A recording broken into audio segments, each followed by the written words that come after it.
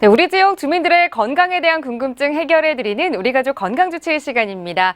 연일 이 무더위가 이어지고 있죠. 여름만 되면 이 고온다습한 날씨로 인해서 땀도 참 많이 나고요. 또 이 자외선에도 쉽게 노출돼서 피부가 상하기 쉬운데요.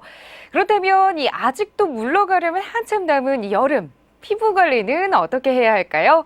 궁금해하시는 분들 참 많으실 텐데요. 그래서 오늘의 주제를 바로 이 여름철 피부 관리 요령으로 정해봤습니다. 지금부터 방송 보시다가 여름철 피부 질환에 대해서 궁금하신 점 있으신 분들 저희에게 바로 연락 주세요. 피부과 전문의가 실시간으로 여러분의 고민 상담해 드리겠습니다. 그럼 오늘의 주치 먼저 소개해 드릴게요. 명지병원 피부과 조한경 교수님 모셨습니다. 교수님 안녕하세요. 네. 네, 교수님 먼저 여름철에 많이 발생하는 피부 질환들이 따로 있을 것 같아요. 어떤 피부 질환들이 많이 발생하는지 소개를 좀 해주세요. 네. 그 질문에 대한 답변을 드리기 전에 우리나라 피부과 의뢰에서 가장 흔히 볼 수 있는 5가지 질환을 먼저 말씀드리겠습니다. 네. 그 5가지 질환은 무좀, 아토피 피부염, 지루 피부염, 두드러기, 여드름 이렇게 5개 질환이 우리나라 피부과에서 의뢰에서 가장 흔하게 볼 수 있는 질환인데 네. 이 5개 질환이 여름철에 더 잘생기거나 악화될 수 있는 질환입니다. 또 여기에다가 농가진, 그러니까 물사막이라고 하는 전염성 연속종, 네. 벌레 물림, 그다음에 이제 김이나 주근깨 같은 이제 색소성 질환, 그다음에 일광 화상 등이 여름철에 더 잘생기거나 더 나빠질 수 있는 대표적인 이제 질환들입니다. 네. 앞서서 시작하면서도 제가 말씀을 드리긴 했는데 여름철 날씨는 참 고온다습하고 또 자외선 지수도 높잖아요. 네. 이 여름철 날씨는 피부에 참 안 좋다는 말을 많이 들었거든요. 이 날씨가 왜 피부에 좋지 않은지 좀 설명을 해주시면 그동안 피부 관리에 소홀하셨던 분들도 조금 경각심을 느끼지 않을까 싶어요. 네, 여름철 계절의 특징을 생각해 보시면 쉽게 이해할 수 있을 것 같아요. 네. 여름철에 땀이 많아지니까 무좀이 많이 발생하고 또 노출이 많아지다 보니까 자외선이나 어떤 세균이나 바이러스 감염이 기회가 높아지고 네. 또 휴가철이다 보니까 휴양지에서 여러 가지 음식을 많이 먹다 보니까 그로 인해서 좀 두드러기가 많이 생길 수 있습니다. 네. 그렇다면 이 말씀해주신 질병들을 지금부터는 하나하나 자세히 조금 살펴볼게요. 최근에는 이 여성분들도 이 고민을 상담하시는 분이 참 많이 계시긴 한데 주로 이 남성분들이 여름철에 이 답답한 구두를 신으시면서 발에 이 무좀이 생기시곤 하잖아요. 이 무좀이 바로 이 곰팡이 질환이라고 하는데 사실 저는 이 곰팡이 질환이 발에만 생기는 줄 알았어요. 근데 발이 아니라 다른 신체 부위에도 생길 수 있다고 하더라고요. 어느 부위에 생길 수 있고 또 왜 이런 곰팡이 질환이 생기는지도 궁금해요. 이 곰팡이라는 것이 이제 사는 조건이 적당한 온도에 이제 축축한 곳에 잘 살 수 있습니다. 그래서 우리 몸에서 이제 그런 부위라는 거는 이제 신발 네. 착용으로 인해서 축축한 발바닥이나 그다음에 사타구니 그리고 이제 겨드랑이 같이 그렇게 밀폐된 부위가 무좀이 잘 생기는 부위죠. 네. 근데 사실 무좀은 그 부위뿐만 아니라 이제 머리서부터 발끝까지 신체 어느 부위에 다 생길 수는 있습니다. 네, 전체 부위에 다 생길 수가 있다라는 말씀이신데 그렇다면 내가 지금 앓고 있는 이 피부 질환이 곰팡이 질환인지 아닌지 판단하기 위해서는 어떻게 해야 하나요? 그 대표적인 전형적인 곰팡이 질환을 하게 되면은 이제 병변이 이 주위로 이렇게 번져나가는 특징이 있습니다. 근데 일반인들은 이게 잘 모르서 있기 때문에 네. 아무 예나 바르지 마시고 그 피부과에 가셔가지고 병변부에 그 각질을 긁어가지고 수소나 칼륨이라는 용액에 녹여서 이제 관찰해 보면은 곰팡이인지 아닌지를 이렇게 손쉽게 진단할 수 있습니다. 네. 따라서 정확한 진단을 위해서는 반드시 피부과 전문의에게 진단을 받으시는 것이 중요하겠습니다. 네, 사실 이 피부병은 이 겉에서 보면 좀 비슷해 보이는 면이 많잖아요. 네. 그러니까 아무 연고나 바르지 마시고 꼭 이 피부과 전문의와 적절한 상담을 거쳐서 잘 맞는 연고를 선택해서 바르셔야 할 것 같습니다. 그런데 선생님, 이 곰팡이 질환이 생기면 치료하는 것도 중요하지만 가장 중요한 것이 바로 생기지 않게 하는 거잖아요. 네. 예방하기 위해서는 어떻게 하면 되나요? 잘 씻기만 하면 되는 건가요? 일단 곰팡이가 살기 어렵게 하면 되겠죠. 곰팡이 살기 어렵게. 그렇게 하려면은 아까 말씀드린 그 잘생기는 부위를 네. 항상 땀을 잘 닦아주고 잘 말리고 그러니까 뽀송뽀송하게 잘 유지시키는 것이 중요하겠습니다. 네, 잘 씻는 것도 중요하지만 그것보다 더 중요한 것이 바로 이 뽀송뽀송하게 말려주는 거겠네요. 네. 또 이 곰팡이 질환에 대해 자세히 살펴봤는데 여름철이 되면 이 곰팡이 질환 외에도 또 극성인 병이 있습니다. 바로 휴가를 다녀오면 이 피부에 발생하는 여러 가지 질환들인데요. 휴가가 아니더라도 이 햇빛이 강한 날에는 이 오래 이 햇빛 밑에 노출되다 보면 피부가 눈에 띄게 타는 경우가 있어요. 그런데 이 자외선을 무리하게 쬐면 피부에 좋지 않다는 점은 많은 분들이 알고 계실 것 같거든요. 왜 이렇게 자외선이 피부에 안 좋은지, 또 무리하게 쬐면 어떤 문제가 발생하는지 좀 설명을 해주세요. 예, 자외선을 많이 쐬게 되면은 피부에 안 좋다는 거는 이제 네. 많은 분들이 상식적으로 잘 알고 있는 내용이죠.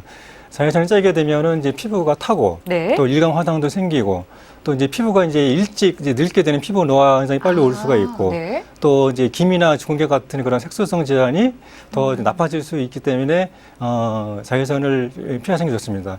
또 이제 자외선을 많이 쬐게 되면은 나중에 그 피부암 발생률도 높아지기 때문에 네. 자외선 차단이 젊은 날부터 잘 해주시는 것이 좋습니다. 결국 이렇게 피부 노화 그리고 피부암까지 유발할 수 있다라는 말씀이신데, 근데 이렇게 자외선을 많이 쐬면 이 일광 화상도 입을 수 있잖아요. 이 일광 화상 예방하기 위해서 평소에는 어떻게 해야 하나요? 물론 제일 좋은 거는 자외선을 아예 안 쬐는 것이 제일 좋겠지만은 이제 실제 휴가철에 그렇게 할 수는 없고, 가장 자외선이 강한 시간 오후 12시부터 한 서너 시까지는 최대한 자제하시고, 이제 부득이한 경우에는 자외선 차단제를 꼭 바르시고, 네. 또 이제 챙이 넓은 모자나 얇고 긴 옷 같은 거로 피부를 잘 보호해 주시는 것이 좋겠습니다. 네, 이 화면에 본 사진을 보니까 이 피부 볼이 이렇게 빨갛게 되듯이 정말 이 무서운 모습을 보이는데, 이렇게 화상을 입지 않기 위해서는 이 말씀해주신 예방 내용을 미리미리 잘 알고 있어야 할 것 같아요.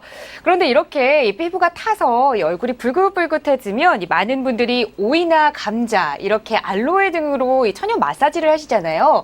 이런 점들은 이 피부에 도움이 되는 것들인가요? 네, 그런 게 이 피부 진정 작용이 이제 있다고 알려진 것들인데요.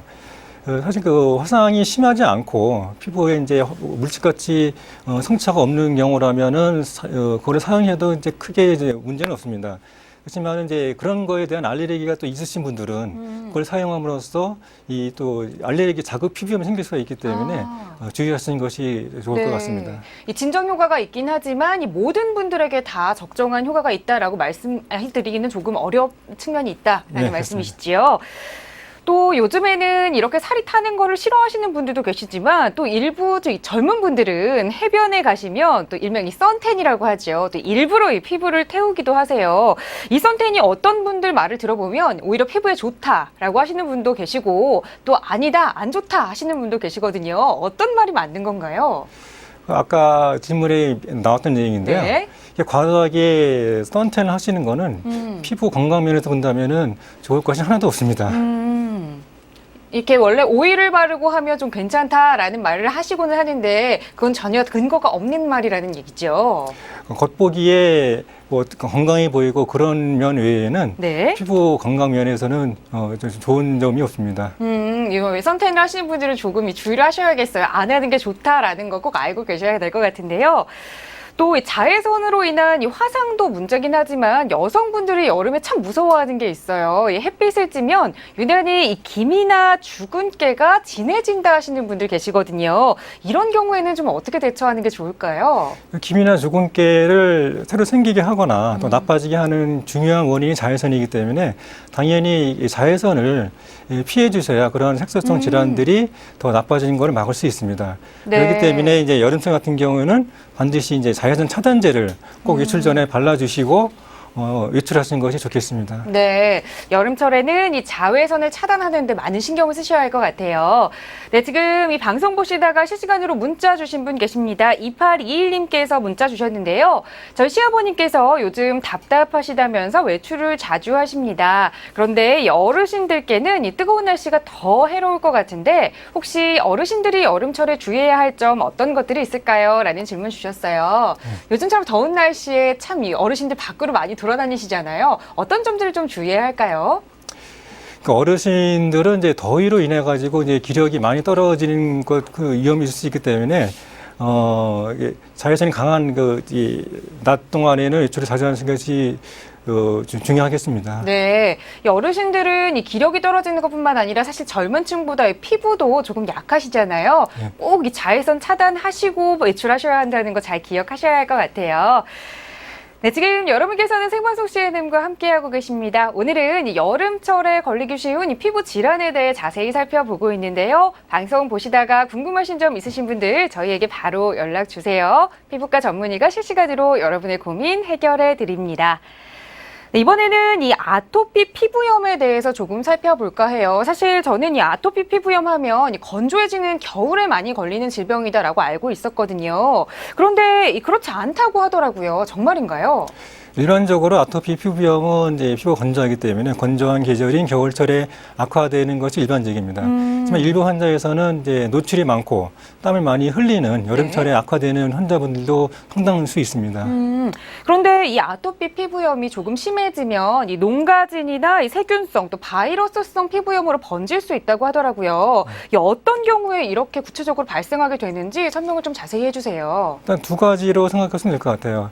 일단 노출이 많아지다 보니까 네. 이런 세균이나 바이러스에 대한 감염 기회가 늘어나고 또 하나는 아토피 피부염이 있게 되면은 이제 피부를 보호하는 기능이 이게 떨어지게 됩니다. 네. 그 틈을 이용해 가지고 이제 세균이나 바이러스 감염이 늘어나게 됩니다. 그래서 이 바이러스 감염이 늘어나면서 이 아토피 피부병이 더 심한 피부병으로 악화가 되는 거군요. 그렇죠. 네. 그럼 이렇게 이 세균 바이러스성 질환으로 악화되는 것을 막기 위해서는 이 평소에 어떻게 좀 대처를 하는 것이 좋을까요? 아토피 피부염이 있는 환자 같은 경우에는 아토피 피부염 적절히 잘 치료해서 피부 보호 기능을 잘 유지해 준 것이 중요하고 네. 그리고 이제 피부에 대한 노출을 적절히 찾아내서 주셔가지고 세균이나 바이러스에 대한 감염 기회를 낮춰주는 것이 필요하겠습니다. 네. 이렇게 여름철에도 이 아토피로 고생하시는 분들 참 힘드실 것 같은데 또 이 아토피 말고도 또 고생하시는 분들이 계세요. 바로 이 지루 피부염을 가지신 분들인데요. 이분들은 이 최대한 땀을 덜 흘리는 게 좋다고 하던데 어떤가요? 일반적으로 지루 피부염은 사계절 내내 이제 악화될 수 있는 피부 질환인데 특히 여름철에 땀을 많이 흘리시는 분들은 악화되는 경우가 많아요. 또 하나는 이제 지루 피부염이라는 것이 네. 이 정신적 긴장이나 이제 피곤 이런 거에서도 나빠질 수 있는데 대개 이제 휴양지 가가지고 늦게 뭐 술을 많이 드시거나 이렇게 밤을 새거나 그런 거로 인해 가지고 오히려 이제 느긋하게 즐겨야 할 휴가가 아니고 네. 피곤해짐으로써 더 기존의 지루 피부염이 더 나빠지는 경우도 있습니다. 여름철에 놀러 가서 너무 무리하게 놀면 이 지루 피부염이 발생할 수도 있는군요. 또 이렇게 방송 보시다가 시청자분께서 문자를 주셨습니다. 7852님께서 질문 주셨는데요. 저는 여름철만 되면 이 손바닥에 피부가 벗겨집니다. 찬바람이 불 땐 괜찮은데 이 장갑도 일부러 끼지 않습니다. 허물이 자꾸 벗겨지고 흉이 지는데 왜 그러는 걸까요? 라는 질문 주셨어요. 여름철에만 이런 증상이 발병한다고 하니까 참 여름이 힘드실 것 같아요. 그 질문 내용만 봐서는 이제 정확하게 말씀드리기가 좀 어려운데요. 이 기존의 알레르기 과거력이라든지 그런 거가 다 종합되어야 될 것 같습니다. 그런 분이라면은 네. 이번 피부과 전문의 진단을 받아보시는 게 좋을 것 같네요. 네, 이 알레르기성 이 질환일 수 있지만 우선 가장 중요한 것은 왜 그러는지 바로 전문의와 상담을 받아보셔야 한다는 말씀해 주셨습니다. 또 이 4451님께서 질문해 주셨는데요. 여름에 땀띠가 났던 곳에 땀띠가 또 생기는데 이 치료나 예방법이 있을까요? 라는 질문 주셨어요. 땀띠요? 네. 뭐 간단하게 땀을 이렇게 많이 흘리는 환경을 피해 주시고 땀띠를 아예 생기지 않게 하는 것이 제일 중요하겠고 네. 땀띠가 생기면은 바로 적절한 치료를 해주셔 가지고 더 이상의 이제 피부 질환이 합병되는 것을 막는 게 필요할 것 같습니다. 네, 이 땀띠가 많이 난다 하는 그 부위는 아무래도 땀이 많이 나기 때문에 이 땀띠가 많이 날 테니까 조금 깨끗하게 씻고 또 아까 말씀해주신 이 뽀송뽀송하게 유지해주는 것을 좀 해주시면 좋을 것 같습니다. 또 여름철에 이 과도한 피지 분비로 고민 많으신 분들 아마 계실 겁니다. 우리 청소년들을 대표해서 이 여드름성 피부를 가지신 분들일 텐데요. 이렇게 땀을 많이 흘리게 되면 여드름에도 조금 안 좋을 것 같아요. 어떤가요? 일반적으로 이제 땀을 많이 흘리게 되면은 이제 피지 분비도 같이 증가하게 되기 때문에 여드름이 이제 악화되는 경우가 많습니다. 따라서 여름철에는 이제 피지 분비가 많다 생각이 되시면은 바로 이제 여드름 전용 세안제로 잘 닦아주신 것이 중요하겠습니다.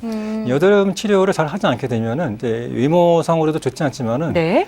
그로 인해 가지고 이제 이 흉터가 생길 수가 있습니다. 네. 흉터 생기게 되면은 외모적으로 더 큰 스트레스를 줄 수 있기 때문에 빨리 신속하게 치료하는 것이 필요하겠습니다. 네, 여드름에는 이 땀과 피지가 모두 좋지 않기 때문에 이 발병을 하면 조금 신속하게 치료를 하셔야 할 것 같습니다.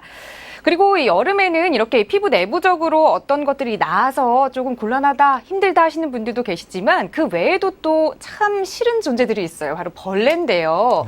벌레에 물렸을 때 잘 긁어서 금방 낫는 친구들이 있는가 하면 또 한 번 긁으면 일주일 넘게 상처가 오래 가는 분들도 계시거든요. 그런 분들은 가끔 이 상처에서 진물이 나기도 하고 또 흉이 지기도 하잖아요. 이럴 때는 어떻게 해야 하나요?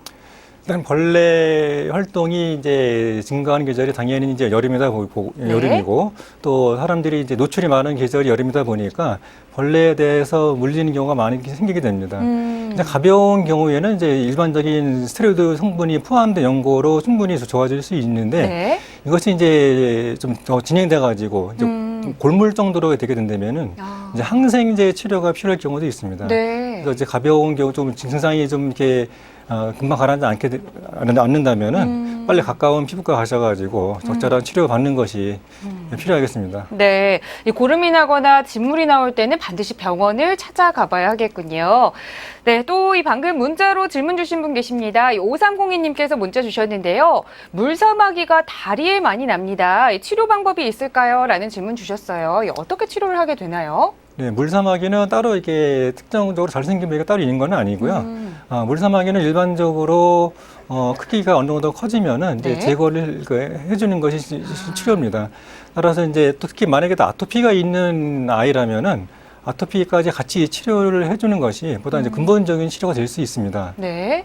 그렇다면 이 물사마귀만 나신 분들은 이 물사마귀가 클 때까지 조금 기다렸다 치료를 하시는 게 맞는 건가요? 물사마귀는 자연적으로도 이제 좋아질 수는 있는 거지만은 특히 애들 같은 경우는 그거가 있다 보면 자꾸 이제 긁어가지고 이차적으로 합병증이 생길 가능성이 크기 때문에 네. 어느 정도 크기가 되면은 빨리 제거해주는 것이 더 좋습니다. 네, 아이들은 이 2차적인 질병으로 발생하지 않도록 이 미리미리 치료를 좀 해주는 게 좋겠군요. 또 여름철 되면 이 벌레 말고도 휴가에 가셔서 많은 분들이 두드러기 증상을 호소하시곤 하는데 여름 이 바닷가에 가서 생선회 같은 걸 드시고 갑자기 피부에 뭐가 났어요 라고 호소하시는 분들 참 많이 계세요. 이런 두드러기 증상 보이시는 분들은 어떻게 해야 할까요? 사실 그 두드러기의 가장 큰 원인 두 가지를 든다면은 이제 음식하고 약물인데요. 네. 특히 휴가지를 가게 되면은 이제 바닷가 같은 데 가가지고 이제 생선회나 이런 음식들 많이 먹게 되시는데 네. 그런 음식들이 이제 대표적으로 이제 두드러기를 일으키는 음식들입니다. 그래서 증상이 심하지 않은 경우는 괜찮지만은 가끔 이제 심한 경우에는 이 쇼크까지 올 수가 있기 때문에 가볍게만 보지 마시고 증상이 네. 심하다 싶으면은 반드시 피부과적 치료를 받아야 됩니다. 네, 이 본인에게 이 알레르기가 있는 음식물이나 약물이 무엇인지도 사전에 잘 알고 있는 것도 참 중요할 것 같아요. 네, 이번에는 이 시청자분들께서 궁금해하시는 내용, 이 주요 궁금증을 저희가 간략하게 정리를 해봤습니다. 앞서 시작하면서 여름철만 되면 생기는 무좀에 대해서 말씀을 나눠봤는데 이 무좀에 대해서 이 궁금해하시는 분들 중에 많은 분들이 이 차선책으로 발가락 양말을 신는 것이 도움이 되나요? 라는 질문을 주셨어요. 저도 이건 좀 궁금하거든요. 네, 그 일선 외래에서 보면은 이제 발가락 양말이 도움이 된다는 분들도 있고 안 된다는 분들이 이렇게 있는데요. 네. 땀을 많이 흘리시는 분들은 흡수가 잘 되는 순면 양말, 발가락 양말 신는다면은 치료에 좀 도움이 될 수는 있습니다. 네. 하지만 그 양말을 자주 이렇게 갈아 신으셔야지 한 번 신으시고 축축한 상태로 오래 있게 되면은 오히려 더 안 좋은 결과를 줄 수 있습니다. 양말을 발가락 양말 신는 것보다 더 중요한 것은 이 깨끗하고 청결한 양말로 자주 갈아 신는 것이 되겠군요. 네, 그럼 이번에는 한 분이 보내주신 사연 살펴보겠습니다. 이 지인분이 햇빛 알레르기라고 합니다. 어렸을 때는 없었다가 성인이 된 후에 생겼다고 하는데 맨살을 그대로 햇빛에 내놓으면 두드러기가 생기지만 또 신경 써서 자외선 차단제를 바르면 생기지 않습니다. 그래서 본인이 이 햇빛 알레르기다라고 생각을 한다고 하는데 정말 이 증상이 햇빛 알레르기인가요? 라는 질문 주셨어요. 그 질문이 약간 이렇게 자세하지는 않는데요. 네. 그 질문 내용에 답이 다 있습니다. 이제 햇볕을 노출만 하게 되면은 이제 두드러기 증상이 나온다 하게 되면은 햇볕 자체도 이 두드러기를 일으킬 수 있는 주요 자극 중에 하나이기 때문에 햇볕에 노출된 부위에 두드러기 생긴다면은 네. 당연히 그 햇볕에 대한 노출을 최소화하시고 그리고 자외선 차단제를 바르는 것이 이제 도움이 됩니다. 네, 이분은 우선 이 햇빛에 나가면 바로 두드러기가 생기기 때문에 나가기 전에 자외선 차단제를 더 꼼꼼하게 바르셔야 할 것 같아요.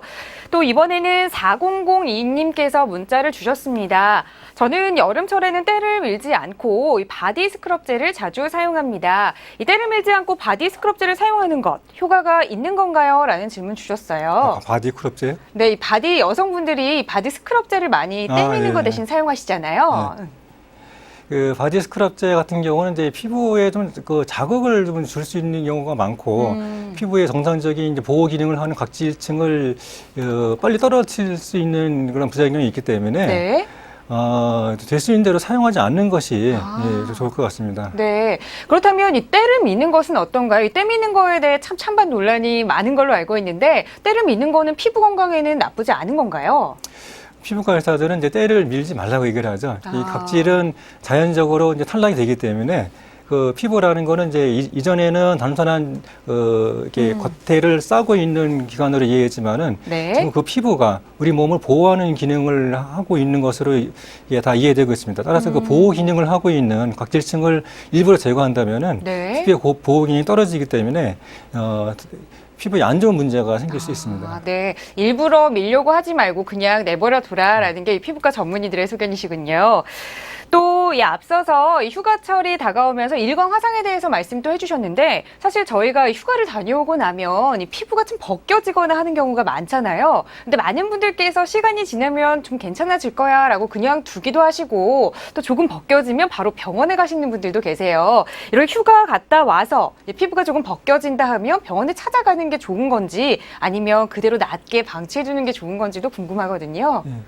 그 자외선에서 피부가 타게 되면은 이제 그 탄 피부는 이제 자연적으로 이제 벗겨지게 되어 있습니다. 네. 하지만 이제 물집이 생기지 않고 그렇게 이제 증상이 많이 가렵지 않은 경우는 집에서 얼음 찜질 정도로만 해도 좋아질 수 있습니다. 그렇지만은 이제 물집이 생기고 심하게 가렵거나 하게 되면은 반드시 이거는 이제 피부과 치료를 필요로 하는 상태이기 때문에 반드시 치료를 해주는 것이 좋겠습니다. 네, 이 물집이 생기거나 또 이 벗겨진 정도가 심하면 반드시 치료를 해라라는 말씀이셨는데요. 근데 가장 중요한 것이 이런 화상을 입지 않도록 이 자외선 차단제를 잘 발라주는 걸 것 같아요. 그렇다면 이 4003님께서 주신 문자 내용 살펴볼게요. 자외선 차단제 어떤 기준으로 골라야 하나요? 또 얼마나 자주 발라줘야 하는지 알려주세요라는 질문 주셨거든요. 자외선 차단제는 이제 여성분들 같은 경우는 많이 잘 알고 계실 텐데요. 요즘에 그 자외선 B뿐만 아니라 자외선 A에 대한 차단 기능이 같이 있는 거를 요즘 많이 사용하고 있습니다. 근데 자외선 차단제는 차단 지수가 무조건 높은 거를 쓰기보다는 이제 자주 발라주는 것이 중요합니다. 왜냐하면은 이제 땀이나 이런 거에 의해 가지고 잘 쉽게 내려가기 때문에 한번 바르고 하루를 지내시는 것보다는 자주, 좀 2시간 내지 3시간 내지 3시간 간격 발라주는 게 중요하고, 그리고 이제 생각보다 자외선 차단제를 적게 바르는 경향이 있습니다. 네. 그래서 충분한 효과를 보려면은 충분한 양을 발라야 됩니다. 충분한 양이라고 하면 어느 정도의 양을 바르면 될까요? 이게 이 방송상에 자세하게 이제 말씀드리기 어렵지만은 이제 네. 평상시 사용하는 양이 한 4배 정도는 사용해야 되겠습니다. 네. 이 자외선 차단제를 사용하실 때는 이 2~3시간에 한 번씩 충분한 양을 사용하셔야 한다라는 충고도 주셨습니다. 네, 오늘 교수님 이 피부에 관해 좋은 말씀 잘 들었습니다. 고맙습니다.